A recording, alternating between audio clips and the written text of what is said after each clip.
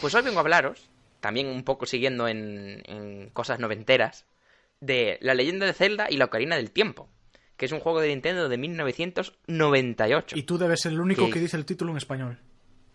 correcto. Lo diré en inglés algunas veces, no sé. Ya lo diré en español y en inglés, cambiaré a según me parezca. Pero bueno, diréis vosotros.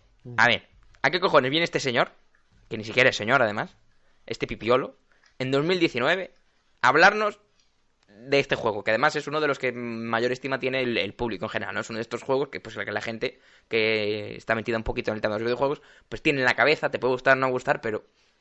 ¿Qué decir? ¿Qué voy a decir que no se haya dicho ya de este juego? Pues probablemente no mucho, obviamente, porque tampoco soy yo aquí un máster del universo, pero bueno, ha habido una serie de eventos recientemente que me han hecho volver a fijarme con un ojo un poquito más crítico en este juego y me han llevado a querer hacer un repaso en general, a futuro, de diversos juegos clásicos, indagar un poquito más en por qué están pasando el test del tiempo, ¿no? ¿Por qué, a pesar de que haya sido de hace X tiempo, a pesar de que ya pues la tecnología haya avanzado y haya cosas mucho más modernas, seguimos teniendo algunos juegos pues como clásicos o por lo menos como yo los tengo en mi cabecita como clásicos?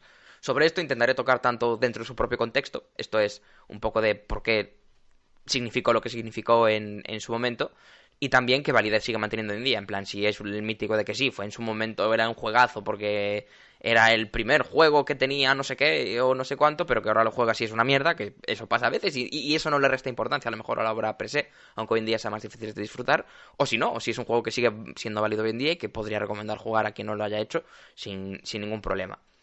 En general, lo que intentaré, y esto no lo voy a hacer todas las semanas, no es que lo vaya a hacer a partir de ahora para siempre, pero he empezado con este, me ha hecho gracia un poco, en plan, la experiencia que he vivido yo y que creo que espero que sea interesante para vosotros para escuchar.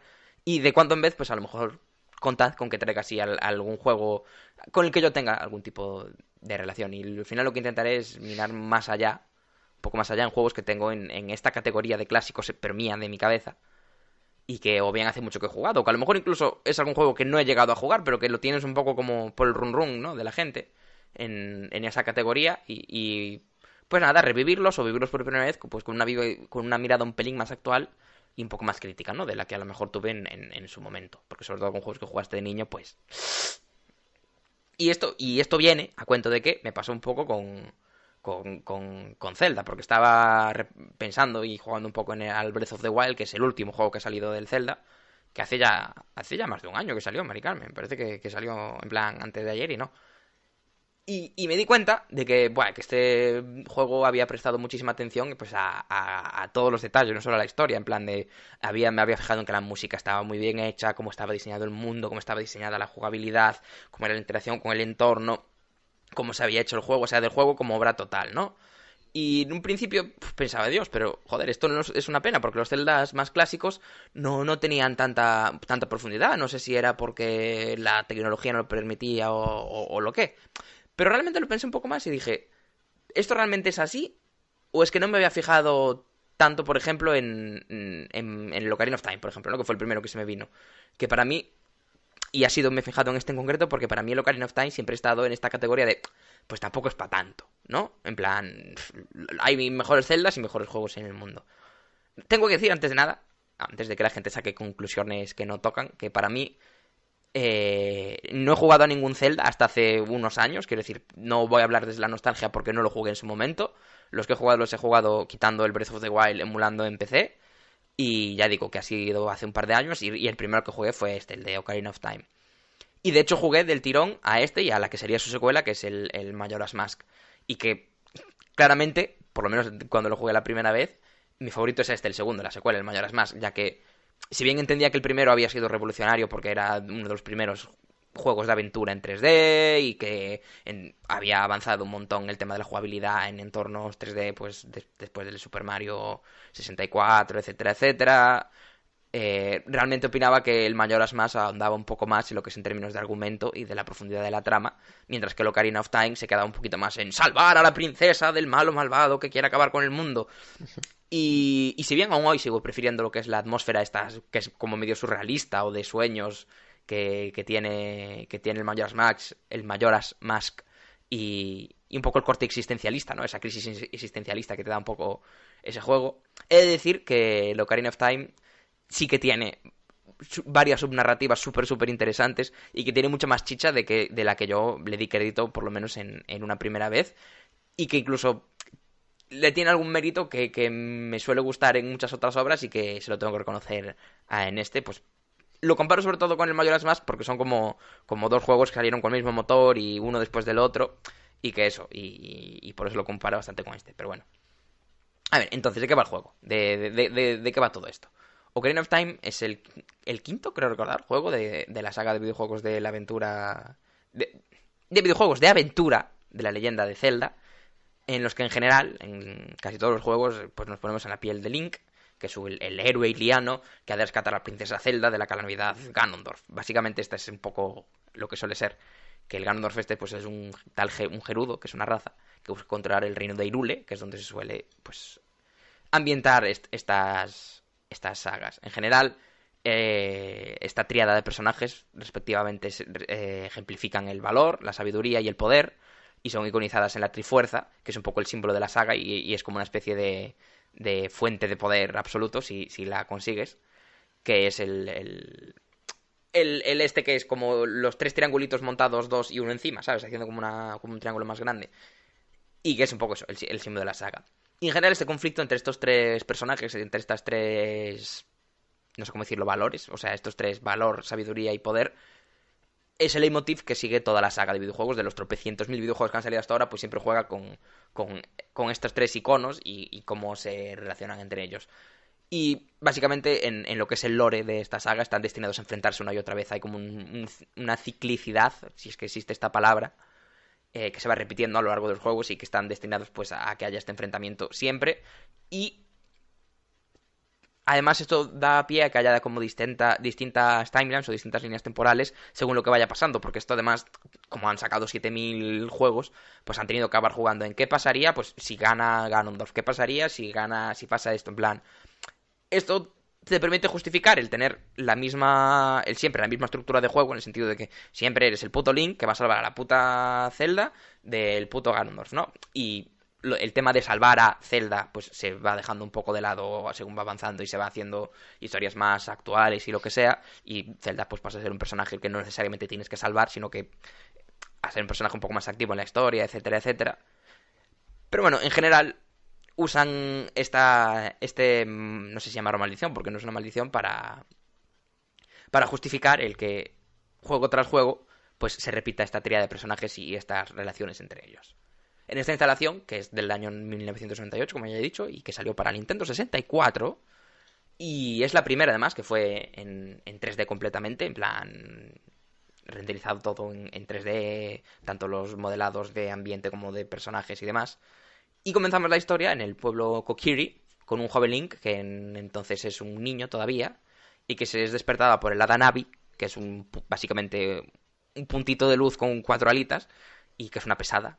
ya lo digo ahora. Y que le dice en plan, pues que, hey, despiértate, puto vago de mierda, levántate y vete al árbol Deku, que es un árbol gigante que está en el bosque este Kokiri, y que es como el jefe un poco del bosque, y que puede hablar, tiene así como una cara y tal, y es muy majo él.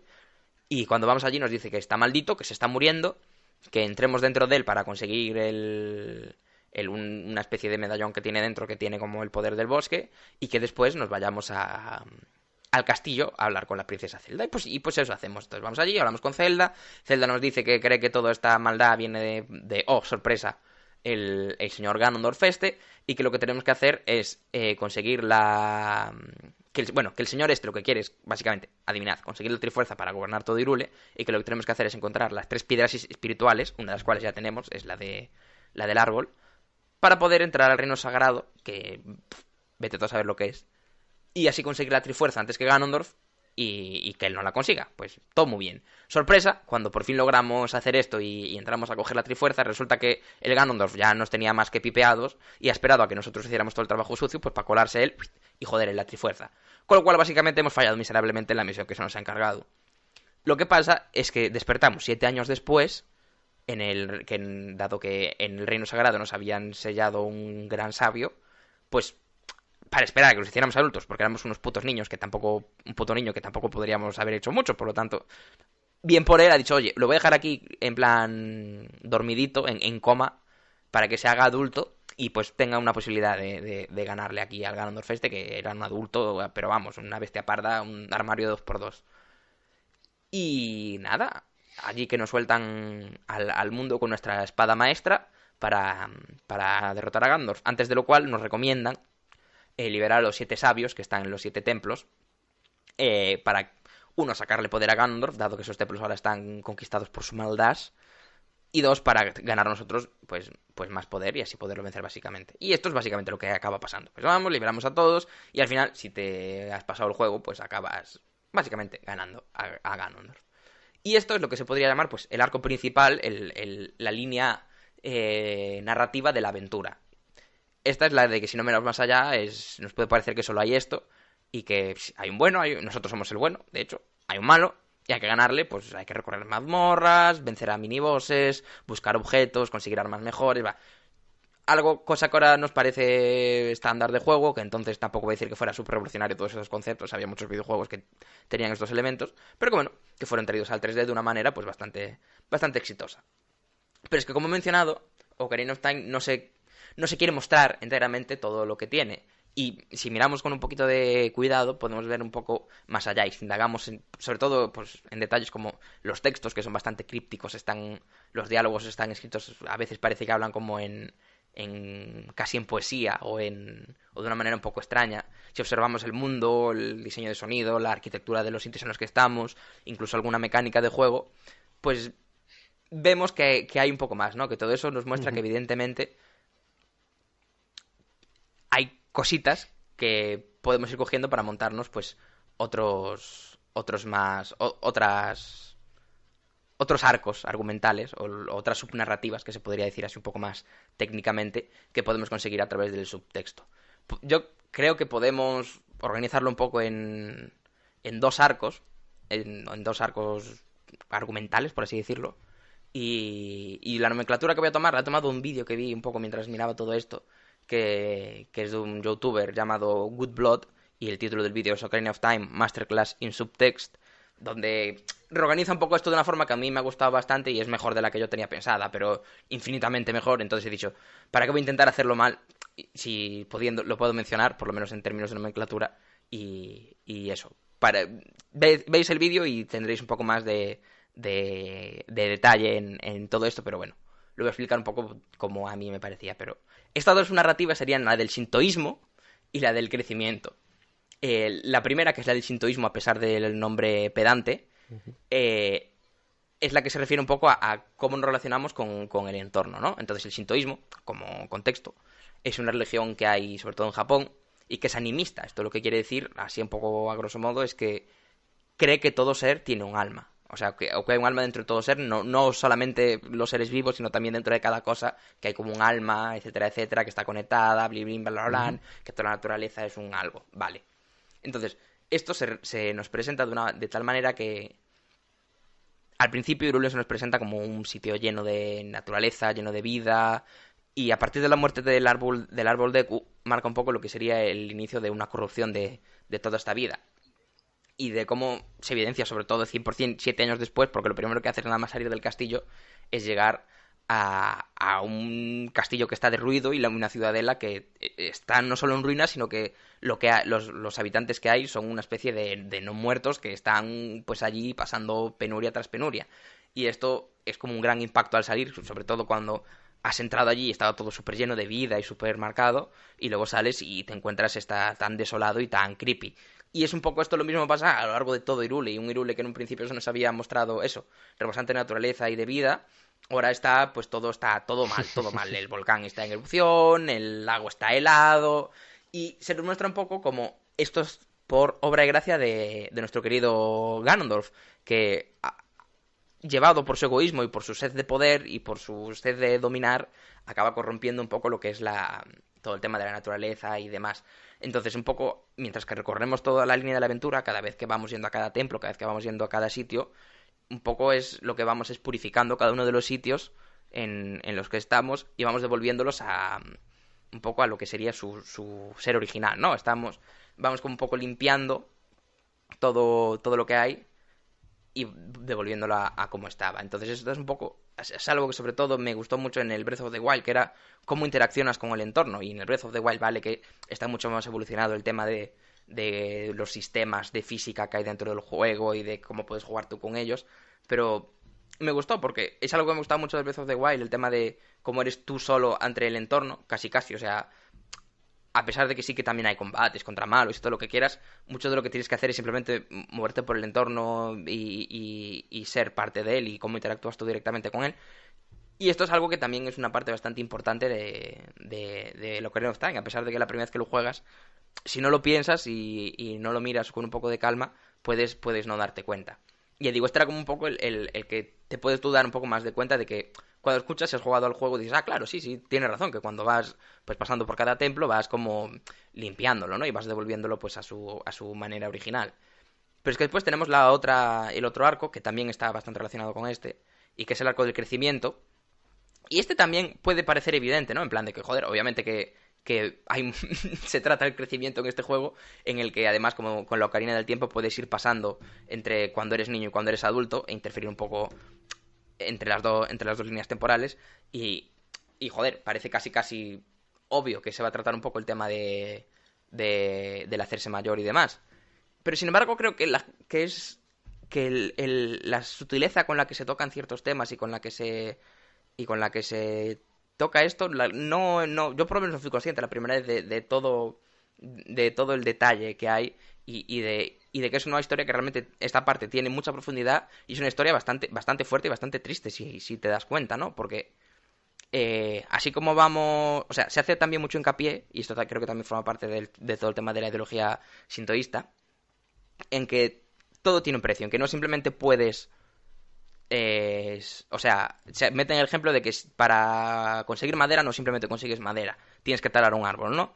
Entonces, para liberar todo, para hacer todas estas liberaciones que haces de cada uno de los sitios, no puedes simplemente, no es liberarlas y ya está, sino que algo se ha de dar a cambio, ¿no? Y en este caso, una de las cosas que vas dando tú son tus relaciones con todos tus amigos de la infancia, porque al final se nos presenta, sobre todo al principio, a un niño, a un Link, que al principio es un niño, que está en un mundo pues de niños. De hecho, si nos fijamos, el pueblo Kokiri en el que salimos está modelado como un patio de colegio, como un parque de niños. O sea, tiene rampas, tienes en plan casitas, tienes en plan huecos por los que vas a gatas, tienes un laberinto. Cuando el mundo también todo está pensado como para niños, todos los elementos con los que interaccionas son de este tipo. Cuando interactúas cuando tienes que escapar de los guardas, no peleas contra ellos, sino que juegas al escondite con ellos. Es como todo muy infantil hasta que después te encuentras con Ganondorf, que en esta línea temporal... En general Ganondorf siempre representa lo que tú no eres. Tú eres el bueno, él es el malo. Tú representas a la naturaleza, él representa a la corrupción y a la artificialidad. Tú eres el niño, él representa lo que sería la adultez. ¿Adultez? Esa palabra siempre me suena mal, no sé si existe. Pero bueno, lo que es ser adulto, él es siempre lo que tú no eres. Y entonces, para un poco... Lo único que te diferencia un poco de él, lo único que te mantiene en siendo niño son las relaciones que tienes con la gente cuando eras niño, porque cuando eres mayor, como has estado durmiendo 7 años, pues no tienes nada. Y dado que cada uno de tus amigos al final resulta ser cada uno de los sabios del tiempo, perdón, no, cada uno de los sabios de los templos, cada vez que lo liberas, estos pasan a su rol de guardianes y por lo tanto los tienes que dejar atrás. Y según vas dejando atrás a cada uno de ellos, vas dejando atrás a una parte de la infancia. Porque, por ejemplo, tenemos representaciones de la amistad, de la familia, del amor, de la lealtad e incluso del sexo. Y vemos como eso, cada personaje hace hincapié en una cosa distinta y siempre cuando somos pequeños siempre se nos muestra como, es solo un niño, tienes que crecer, todavía no eres hombre, todavía no eres lo suficientemente adulto. Y después cuando ya eres mayor y ya ven que ya eres adulto, pues tienes que ir dejando atrás todo eso, ¿no? Y cada uno representa, pues y además es un poco el orden que tienes que ir siguiendo a lo largo de la historia de cada una de estas etapas, la de la amistad, la de la familia, el amor, la lealtad y sobre todo finalmente con la del desierto, el tema del sexo, que obviamente siempre se deja como medio velado, pero si sigues toda esta línea, pues tiene ese sentido. Y esta es donde digo que empieza un poco todo el tema de la parte triste, ¿no? De que realmente Link, para salvar a Hyrule, tiene que dejar, tiene que dejar atrás su infancia. Y lo tiene que, además, dejarla atrás de una manera bastante literal, ¿no? Tiene que ir abandonando a cada una de sus amigos, que al final representan cada una de estas cosas. Y sobre todo el giro final, que es un poco el que peor te deja, sobre todo cuando te das cuenta, es que esto no lo voy a considerar spoiler porque el juego tiene literalmente 20 años. O 30, ya no sé, sí. 30 años, ¿no?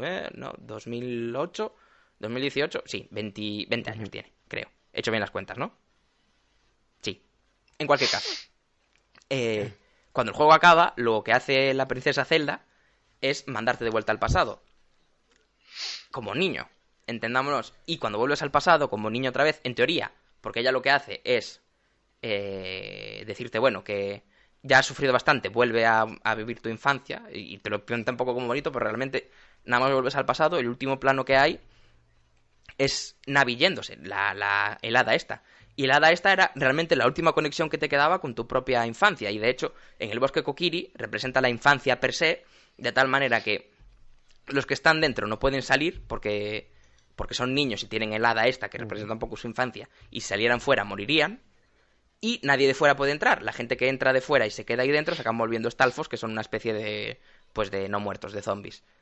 Entonces, Link, cuando vuelve, como ha perdido su infancia y por lo tanto pierde a Navi, no podrá volver a simplemente al bosque Kokiri a vivir siendo un niño, porque por todo lo que ha pasado lo ha hecho cambiar y lo hace que no sea el mismo.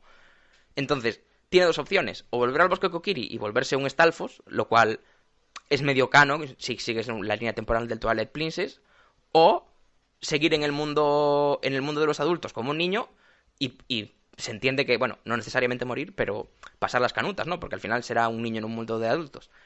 Y al final esto es un poco lo que representa como realmente Link a lo largo de esta historia, si sigues la aventura, simplemente has vencido al malo, pero si buscas un poco más en el subtexto que hay, en la subnarrativa, veis que ha tenido que realmente sacrificarse a él mismo para poder, entre comillas, salvar al mundo. Que el objetivo al final siempre es te vas a lo de la aventura, de salvar el mundo, pero al final dice bastante de cómo es el hacerse mayor y madurar, entre comillas, o como lo quieres decir. Y aquí se ve desde una manera bastante negativa, en el sentido de que como que para hacerte adulto tienes que matar a tu yo niño y empezar a ser un yo adulto. Pero realmente es una profundidad que yo realmente no había percibido la primera vez, y ahora lo he vuelto a rejugar el juego fijándome un poquito más, y me parece que es súper interesante y que sí que está ahí. Y ya digo, podrás decir que simplemente un análisis hecho 20 años después intentando mega racionalizar el juego y poniéndole más chicha de la que tiene, pero realmente, y sobre todo si veis el vídeo que he mencionado, cita bastante fuentes, y a Miyamoto y a los directores del juego y a los guionistas, y de cómo estas cosas cuadran. Y vale, sí, la nomenclatura esta y el ordenarla de esta manera es una forma concreta que ha hecho alguien y que yo ahora aquí os he traído porque me pareció interesante, pero que al final todos estos temas y toda esta temática está ahí y la puedes ordenar a lo mejor de otra manera que te tenga a ti más sentido, y si te fijas la puedes experimentar. Y nada, hasta aquí estará un poco me ha parecido bastante interesante todo esto, y de un juego que yo, por eso, que lo tenía como esto es de buenos contra malos y ya, y que realmente cuando un juego es tan clásico también muchas veces es porque si sabes mirar hay alguna cosilla más, y pues intentaré hacerlo con más y os iré contando cómo me va. Entonces no sé si alguno ha jugado a Ocarina del Tiempo o algo. Sí, yo he jugado. No al original, sino al remake de Nintendo 3DS, que me pude terminar con ayuda de tu queridísima. Yo también cuando jugué con mi queridísima. Porque era como una guía que se lo sabía exactamente todo. O sea, sí. todo. ¿Dónde estás? Aquí, pues tienes que ir aquí. Ah, ¿y has hecho esto? No, pues vete aquí. Y ahora esto, y luego esto, y luego esto. Gracias a eso conseguí la espada Goron esta. Porque me cago en la cosa, me cago en los barros de mi coche. con los juegos de antes. Porque ahora, si Ocarina of Time se hiciera hoy, alguien te diría: he oído que si vas a este sitio hay una espada super fuerte. O habría una misión opcional de: puedes hacerte esta espada si quieres. Pero es que el Ocarina of Time no te lo dice nadie. Nadie. Y es una misión que tienes que ir a hablar a la cima de la montaña con un Goron gigante, luego ir a la otra punta del mapa, luego volver al Goron, luego a la otra punta del mapa otra vez. Es un coñazo, pero es más fuerte que la Master Sword, así que... Sí, a ver, los juegos de antes se hacían de otra manera y ya digo que al final lo que... Y ahí es donde he tenido que cambiar yo mi manera de ver, como cosas que ahora veo a lo mejor cuando juego a cosas que me gustan ahora y que las achaco que las cosas de antes a lo mejor no lo tenían, y muchas veces es porque realmente cuando las jugué no me fijaba en esas cosas, pero que están ahí, y que este es un juego que te pedía mucho y es algo que te hacía muchos juegos de antes, no había seguimiento de misiones y demás, ¿no? Tenías que ir a hablar con todos los putos NPCs del mundo, investigar cada recoveco del mundo que tuvieras, porque además antes tampoco eran tan grandes, por lo tanto, si no eran un poco crípticos, pues te lo acababas en 5 minutos, ¿sabes? Porque no podías tener pues 80 kilómetros cuadrados como tienes ahora en muchos juegos, o mucho más, ¿sabes? Entonces creo que sí que era una manera también de forzarte a hacer esa interacción, que ya no sé hablar, con el entorno, y no solo con el entorno como objetos y tierra y montañas, sino con el entorno de personajes varios que hay por ahí. Y sí, lo de la espada Goron, si no lo sabes, vamos, yo no me creo que haya mucha gente que lo haya llegado hasta ahí él solito sin que se lo haya dicho nadie. Y sí, al final yo también me metí con el Zelda porque si no era motivo de separación. No podía ser. Y de hecho cuando me los pasé al 100%, de conseguir absolutamente cada coleccionable y cada cosa. Y nos llevó largo y tedioso, pero bueno. Se disfrutó. Pues yo tengo que decir que me lo pasé en su momento, bueno, un poco más tarde, pero yo creo que era 2002, 2003, en la Nintendo 64 que tenía, y tengo que decir que, por si aún a mayores de lo que habéis dicho de la dificultad, no sé si sabéis que este juego vino en inglés. Sí, no venía en español, es verdad. Claro. O sea, yo creo que fue de los últimos juegos que me llegué a pasar con el diccionario de aquella. Esto se hacía mucho. Pero me lo pasé, hostia. O sea, yo ahora mismo intento pensar en cómo fui capaz de pasarme este juego sin internet, sin guía, ¿sabes? Solo con el diccionario y tirando y tirando. Y, joder, no sé.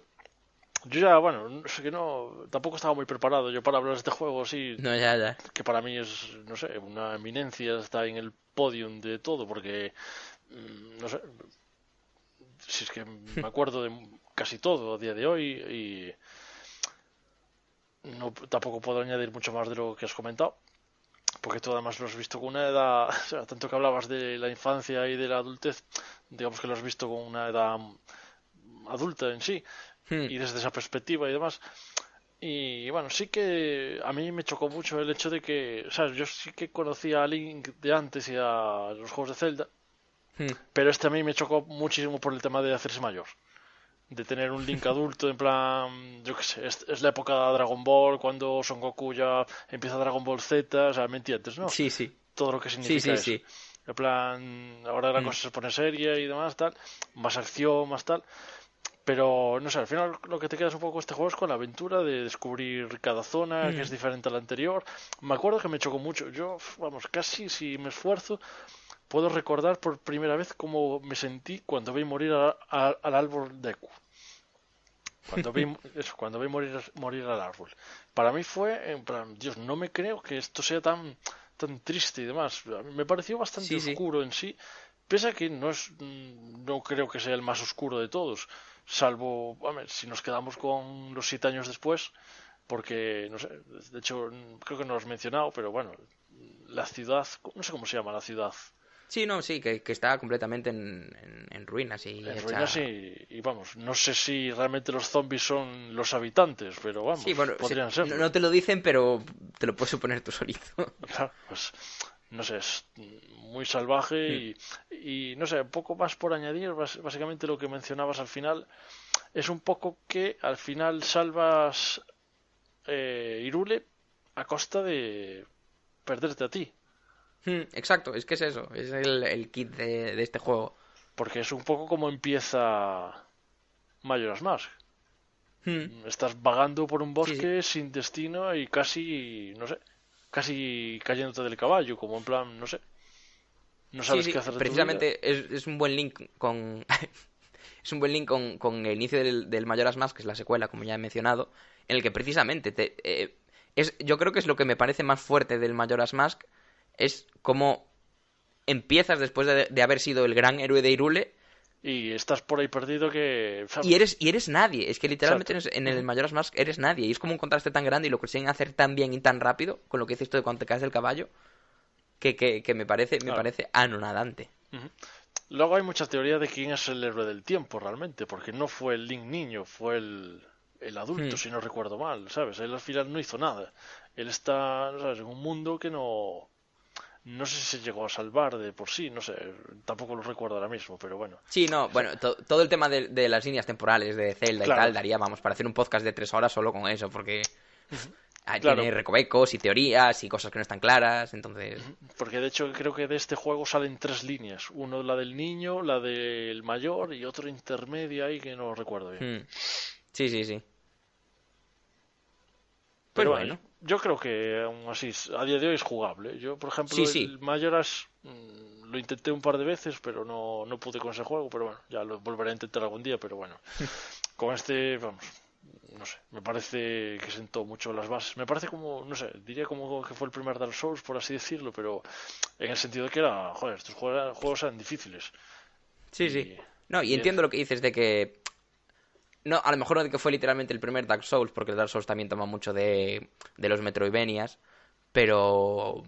Pero sí de que a lo mejor si no hubiera, bueno, a ver, si no hubiera un Ocarina del Tiempo, hubiera habido otro que ocupara ese lugar, probablemente. Me extrañaría que nadie llegara a la conclusión de hacer un juego de este tipo, pero que sí que fue de los primeros que marcó este género de que dices de aventuras, de investigación de sitios, mazmorras y tal, que es lo que al final acaban desembocando en juegos también definitorios como son el Dark Souls. Eso